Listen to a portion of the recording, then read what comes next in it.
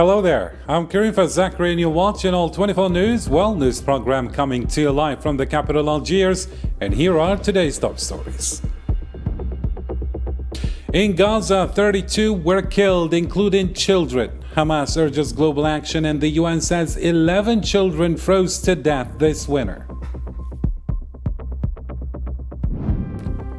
Also in our news, Algeria launches second satellite this month. Garage Bilat mine project signals strong sovereign Algeria, and Western mining line boosts African integration.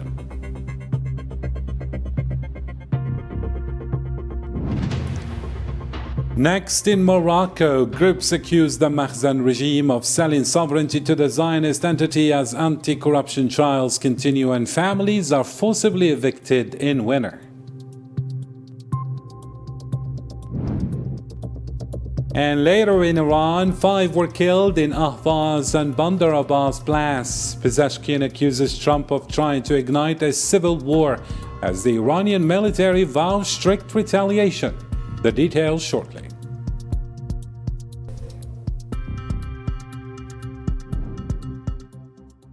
Hello again and welcome to the details. It's great to have you with us tonight. The death toll from the Zionist attacks in Gaza has risen to at least 32, including 7 children.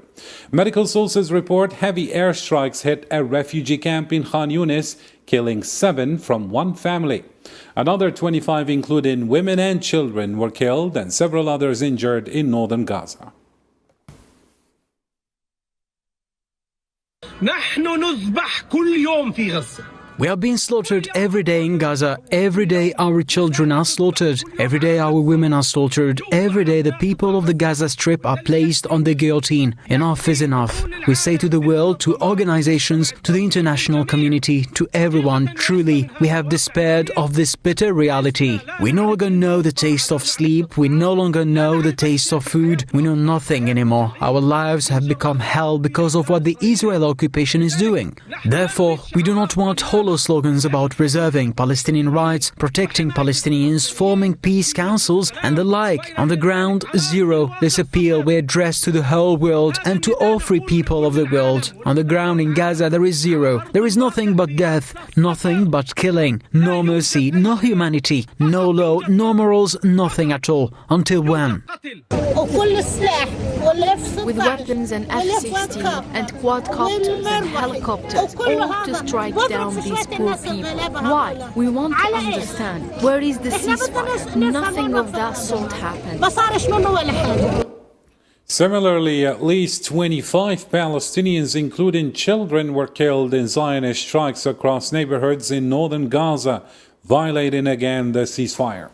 Medical sources report 16 dead, including children and 4 women, in an attack on a police center in Sheikh Radwan.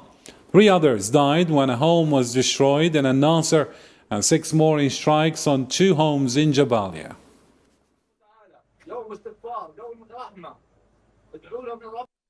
Meanwhile, Hamas says Israel's brutal attacks on displaced Palestinians in Gaza are undermining the ceasefire. In a statement on Saturday, the group called on guarantor countries, especially the US, to stop Israel's policies aimed at continuing the destruction of the Palestinian people in Gaza. The ongoing bombardment carried out by the occupation against the Gaza Strip and the commission of a new massacre through its warplanes targeting a tent sheltering a displaced family of 7 in Khan Yunis, resulting in their killing, constitutes a brutal crime and a renewed blatant violation of the ceasefire agreement. We call on the guarantor countries and the US administration to put an end to Israel's policy that undermines the ceasefire. Hamas also condemned the ongoing occupation violations targeting displaced Palestinians and blocking humanitarian aid. In a statement, the group called for serious international intervention to stop repeated attacks on Gaza and urged moving immediately to the second phase of the agreement, placing Israel under what it called de facto authority.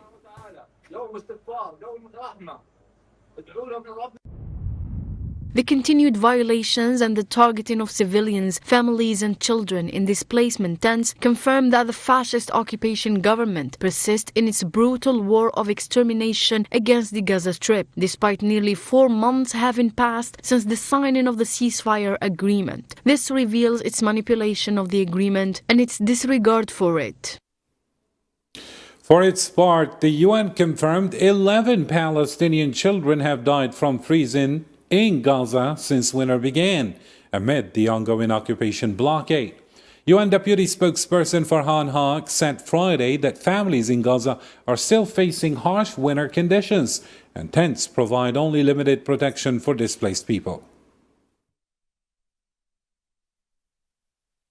On Tuesday, another child reportedly died from hypothermia. This is the 11th child who has died this way since the beginning of the winter season, according to the Ministry of Health in Gaza. Since October, the UN and our partners have distributed tens of thousands of tents, providing shelter to over 500,000 people. However, tents provide limited protection, especially during the rainy season. We continue calling for more durable shelter solutions to limit people's dependency on tents. Meanwhile, while prices for most food items are currently 38 to 96% lower than prices in the first week of October 2025, before the ceasefire. On the same occasion, UN Deputy Spokesperson Farhan Haq called for an end to restrictions on international humanitarian organizations and relief teams, including UNRWA, across Gaza and all occupied Palestinian territories. We reiterate that restrictions on humanitarian operations must be lifted. This includes ending the ongoing ban on UNRWA, which continues to serve communities despite operating under severe constraints. It also includes lifting registration requirements imposed on NGOs.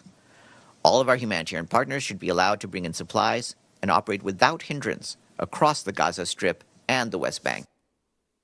WHO Director General Tedros Adhanom Ghebreyesus called for continuous and hindered delivery of aid to all areas of Gaza Strip.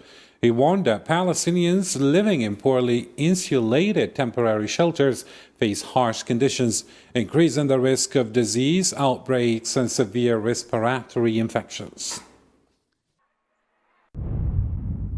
With the drop of temperatures and heavy rainfall, children and families sheltering in poorly isolated temporary housing are facing harsh conditions with little protection from the elements. Winter conditions combined with severe overcrowding and shortages of water and sanitation increase the risk of disease outbreaks and acute respiratory infections, as well as a rise in severe cases requiring intensive care. And in the occupied West Bank, occupation forces launched widespread raids and arrests across the entire West Bank on Saturday. Palestinian media report 17 people were detained, including a child and a woman, in Al Khalil, Nablus, Ramallah, and Qalqaliyah. Meanwhile, settlers under army protection attacked several Palestinian homes.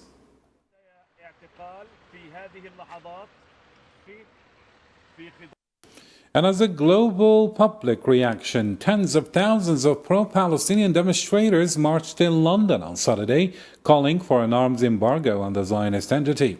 Participants waved Palestinian flags and denounced the ethnic cleansing, also opposing the entity's possession of nuclear weapons. They urged an immediate end to the blockade of Gaza and full access for humanitarian organizations.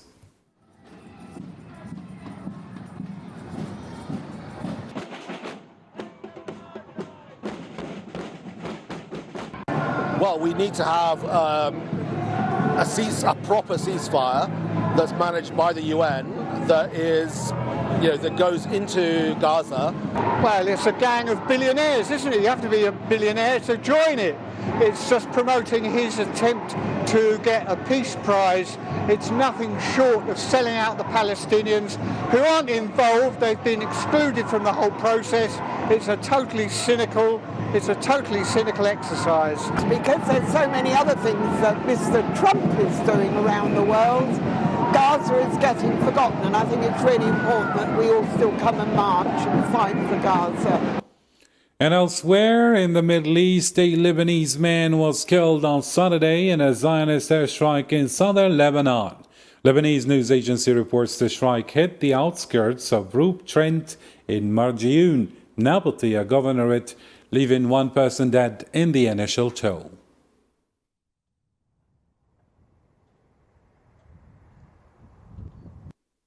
And back home, Algeria launched its second satellite in less than a month on Saturday, strengthening national capabilities in space monitoring and completing its high-resolution Earth observation system.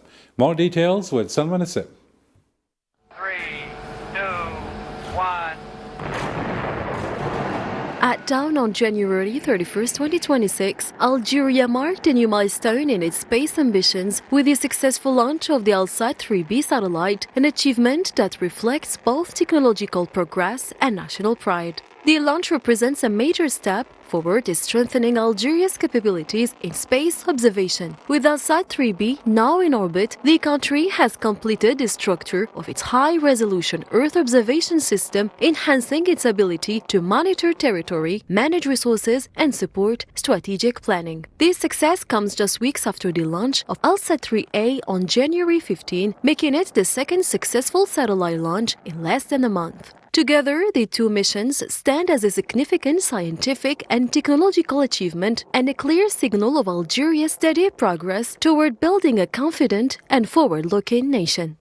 يسعدني على إثر نجاح عملية إطلاق القمر الصناعي. I'm pleased following the successful launch of the Alsat 3B satellite, which we observed this morning, Saturday, January 31st, 2026, and which comes after the success of the Alsat 3A satellite launched on January 15th of this year, to convey to you the congratulations and encouragement of Mr. Abdelmajid Tebboune, President of the Republic, Supreme Commander of the Armed Forces and Minister of National Defense. He has given this project special attention and has closely monitored all stages of the preparation and realization of these achievements. On the occasion, Army General Said Shangriha stressed the importance of making full use of the expertise gained through these projects and of continuing efforts to advance space technology in Algeria. كما أتقدم باسمي الخاص.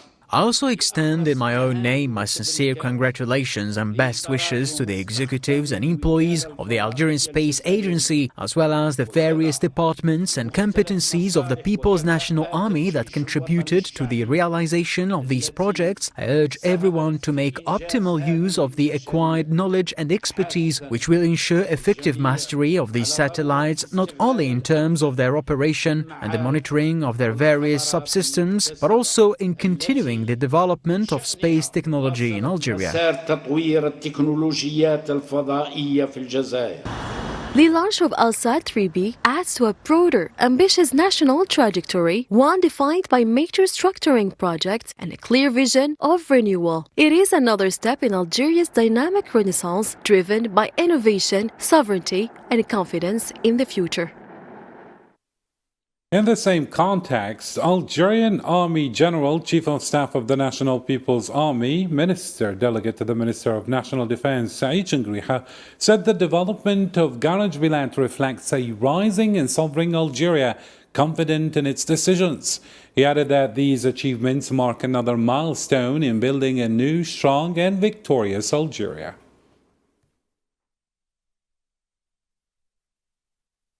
كما تشكل هذه الإنجازات المتميزة. These outstanding achievements also represent another milestone on the path to building a new and victorious Algeria, similar to what we will experience tomorrow in Garage Bilat on the occasion of the inauguration of the railway line between Béchar and Tindouf, which will contribute significantly to the exploitation of this important mine and presents a true picture of a rising Algeria sovereign in its decisions and choices. على جزائر الصاعدة السيدة في القرار والخيارات.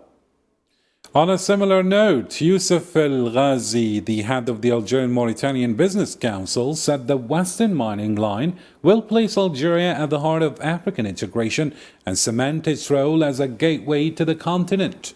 In an interview with our channel, he called it a tangible step in Algeria's strategic vision for Africa.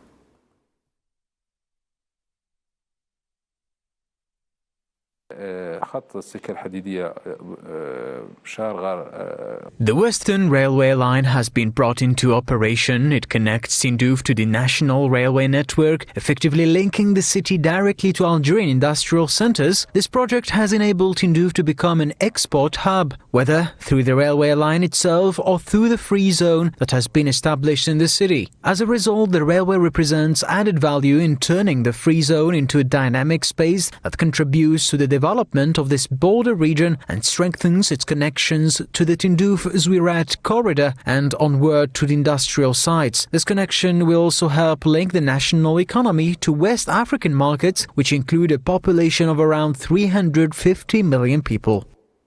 Still with the same topic, the works on the strategic Tindouf-Garage-Bilat railway is accelerating on train crossing points near Abdallah Bashar. These key crossing points organize and secure train traffic on single-track lines, allowing safe crossings and overtakes. More details with Zahra Farjani now. The Crusaders Group T125 Division, which specializes in public works and railway track installation, is continuing its work on the development of the strategic railway line linking Tindouf to Garage Bilat.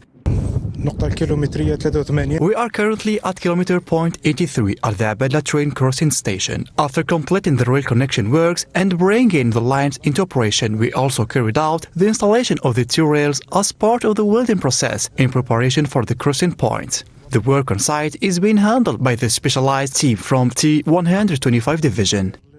Construction is progressing at an accelerated pace on train crossing stations located between kilometer points 83 and 86 in the Abdallah area of Bashar province.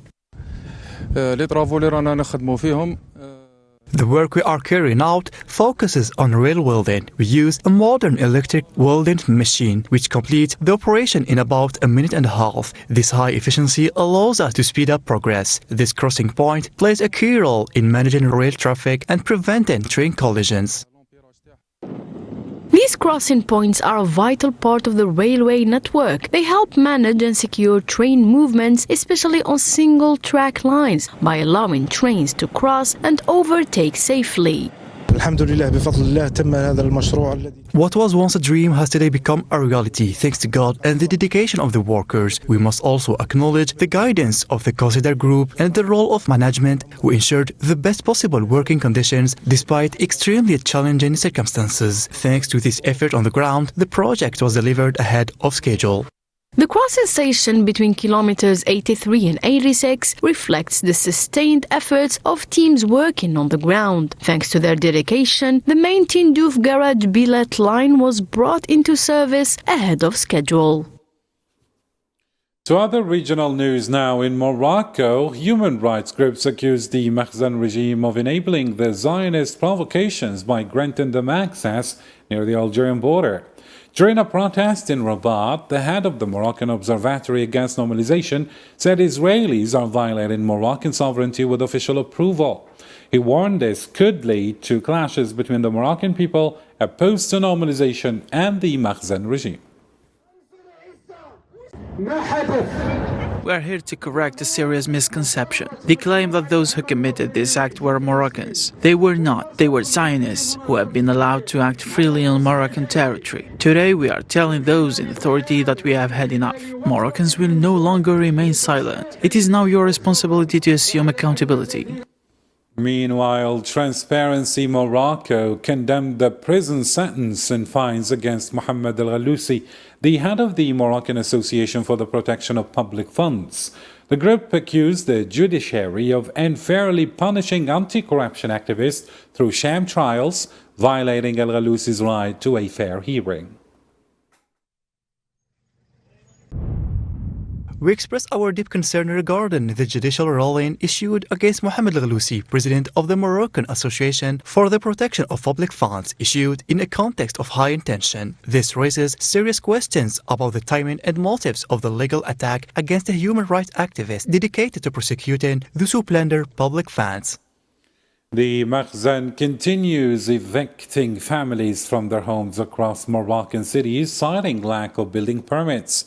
Lawyer, humanitarian law researcher Mohammed Nwini said security forces demolished dozens of houses in Casablanca's old city, forcing families out under harsh conditions. He added that most actions violate international law, civil and political rights, and are carried out through unwritten administrative orders without prior warning nor appeal.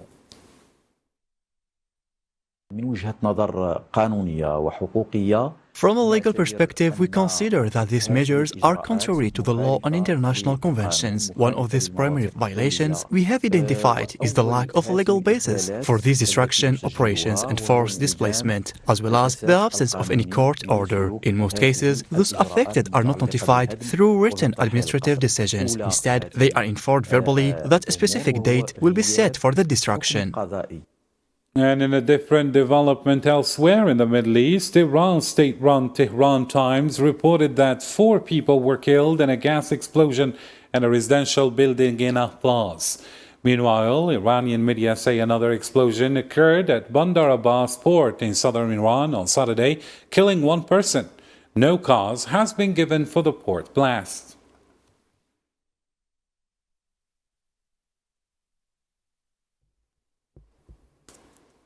And in another development still in Iran, the U.S. military urged Iran's Revolutionary Guard to conduct its planned naval exercises in the Strait of Hormuz safely and professionally.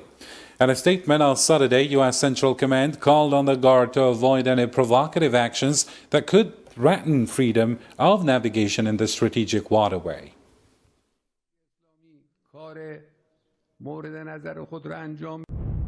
Any unsafe and unprofessional behavior in U.S. forces, regional partners, or commercial vessels increases the risk of collision, escalation, and destabilization. The U.S. military has the most trained and lethal force in the world and will continue to operate with the highest levels of professionalism and adherence to international standards. The Iranian Islamic Revolutionary Guard Corps must do the same. And as the tensions between the United States and Iran continue to rise, fears are growing that the region could be heading toward a dangerous military escalation.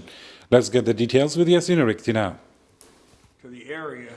Relations between Tehran and Washington have sharply deteriorated in recent weeks. With the United States increasing pressure on the Iranian leadership, the presence of U.S. naval forces near Iran's coastline and across the Gulf has fueled speculation about the possibility of a direct confrontation. Against this backdrop, Iranian President Masoud Pezeshkian has accused U.S. President Donald Trump of trying to stir internal unrest inside Iran. Speaking on Saturday, Pezeshkian alleged that Trump, along with Zionist Prime Minister Benjamin Netanyahu and several European leaders, had supported and armed certain groups in an attempt to provoke violence and push the country towards civil conflict. Whether it's Trump, Netanyahu, or the Europeans, all of them sought to provoke, create division, and arm. And they brought a number of innocent people along with this current and poured them into the streets and incited them that this country must be torn to pieces, to create conflict and hatred among the people, to create division. For protesters, our duty should be to sit down, listen to their words, and we are obligated to solve their concerns. We're ready to listen. We're ready. It is our duty to sit down with them and solve their problems. The accusations come as tensions remain high between Tehran and Washington. Iran's army commander Major General Amir Hatami issued a strong warning saying that any act of aggression against Iran would be met with firm and decisive response. Speaking at a ceremony marking a national event for Iran's air defense forces, Hatami said the country's military is on full alert and fully prepared to defend Iran, adding that Iran's forces are capable of inflicting what he described as serious damage on any aggressor. If the enemy makes a mistake, it will undoubtedly endanger its own security, the security of the region, and the security of the Zionist entity. Iranian forces are in a state of full defensive and military readiness, and the enemy's movement in the region are being closely monitored. We are fully prepared. Our neighbors have announced that they will not allow the misuse of the territory or airspace against Iran. This is worthy of appreciation, because they understand that any sense of insecurity toward Iran would make the entire region insecure. On the diplomatic front, Iran's Foreign Minister Abbas Araghchi signaled that prospects for talks with the United States remain bleak. In a press statement, Araghchi said meaningful negotiations are impossible under what he called an atmosphere of threats and pressure. He stressed that any future dialogue would have to be based on mutual respect, clear rules and agreed frameworks, firmly rejecting negotiations imposed by force or intimidation.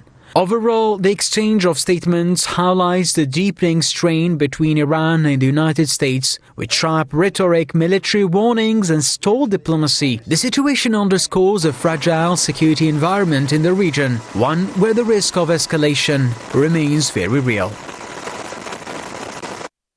And elsewhere in Africa this time, the Sudanese army launched drone strikes targeting rapid support forces positions in Al-Khawi and Jabra Sheikh, North Kordofan. Sudanese media, citing military sources, said the strikes hit suspected RSF bases, creating tension and caution in surrounding areas. Officials expect further military movements, signaling an expansion of operation across the region in recent days.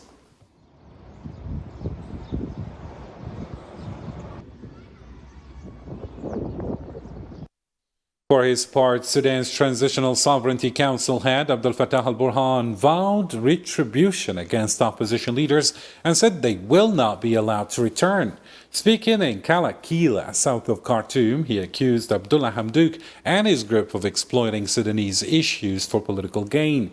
He denied claims by the so-called Resistance Alliance that the military has used chemical weapons.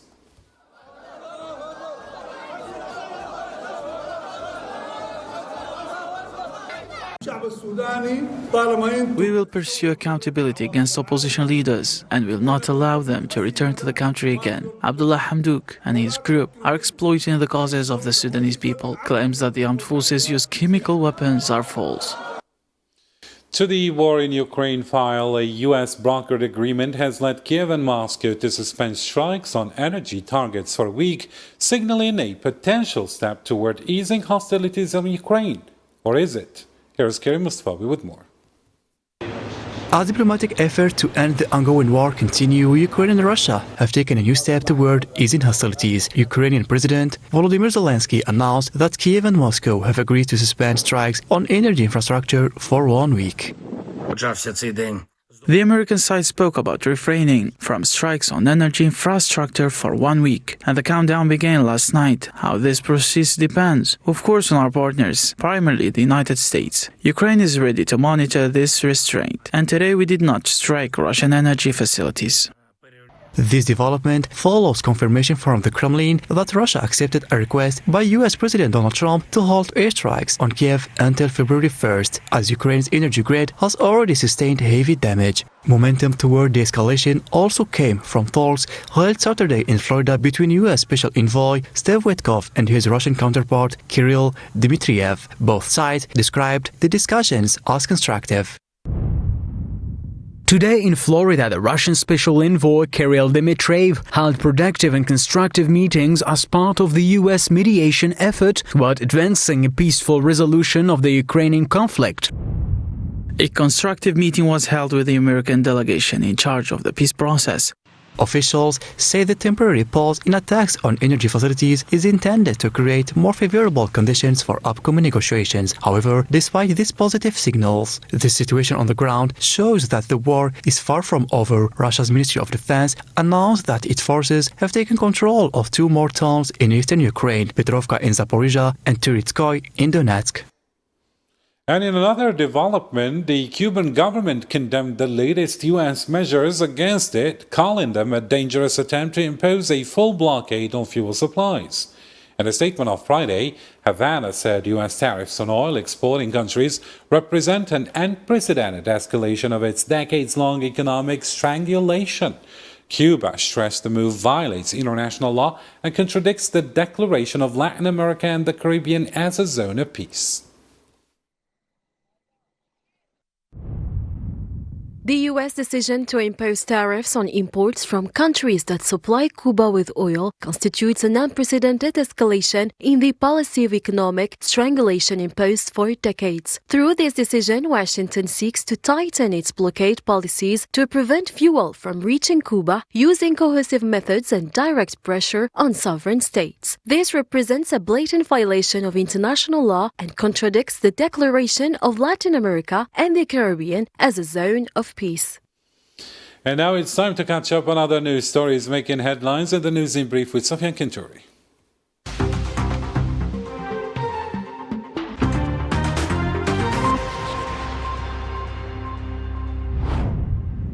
Tunisian President Kais Saied has extended the ongoing state of emergency for 11 months until December 31st. The decision was published in Tunisia's official gazette on Friday.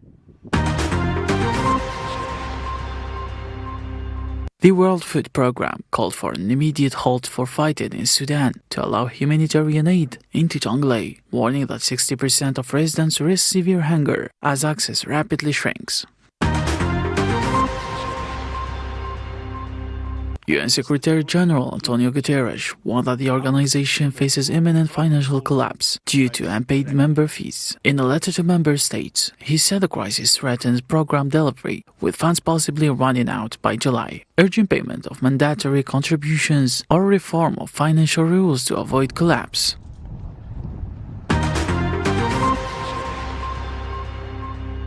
British Prime Minister Keir Starmer said his visit to Beijing achieved tangible progress and it was very friendly and constructive. Speaking to Chinese and British business leaders on the Bank of China, Starmer praised talks with President Xi Jinping, stressing that trust and mutual respect are key to successful international relations and vital for restoring confidence and enhancing trade ties between the two countries.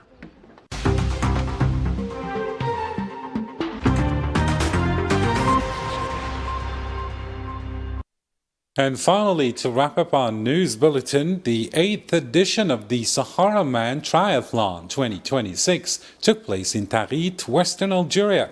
Athletes from around the world faced the ultimate test of endurance, racing through the desert heat, sand, and challenging terrain. More on this story with our own Miriam Zian, who went there and sent us this report. This is Tarit at sunrise, moments before the beginning of the most demanding triathlons in the world. Since the day before, competitors from 15 nationalities have been fine-tuning their equipment, studying the course, and mentally preparing for the extreme competition. This is my 6th time in Tarit, and I'm doing the long-distance triathlon. So I am one of the only females doing it, so hopefully I win. I'm really, really glad we have the traditional blue skies, amazing weather, so hopefully everything works out tomorrow. Behind the scenes, organizers and volunteers have deployed significant efforts to ensure the success of Sahara Man 2026. Another example of Algeria hosting international events and welcoming participants from around the world. Today we have 75 athletes with maybe 35 foreigners and 40 locals. All of them waiting for this event since a year now. We're getting used to it with the local authorities. We have all the accompanying, all the facilities, the hotels, the security, the ambulance. Everything is settled very well for this meet, and we hope it's going to be one of our best edition. 3, 2, 1, At exactly 8 a.m., the calm gives way to intensity. The start is given and the desert changes rhythm. Some discovered Tarit for the first time, while others returned, drawn again by the uniqueness of the oasis. I just have some hopes. I hope I'll survive, and if it's gonna work, just try to a little bit enjoy it with my friends, finish it. This edition also features one of the youngest triathlon athletes. Aujourd'hui, je participe au half du Sahara Man. Today, I'm taking part in the Sahara Man half in a relay team. It is my very first time participating. I usually come as a spectator, but I had never been able to join before because I wasn't old enough. Now I'm ready. Nervous, yes, but ready. I just need to go for it and make it to the end. Most importantly, not give up. Honestly, I don't really know what to expect. I only know one thing. I have to cycle for 3.5, maybe 4 hours.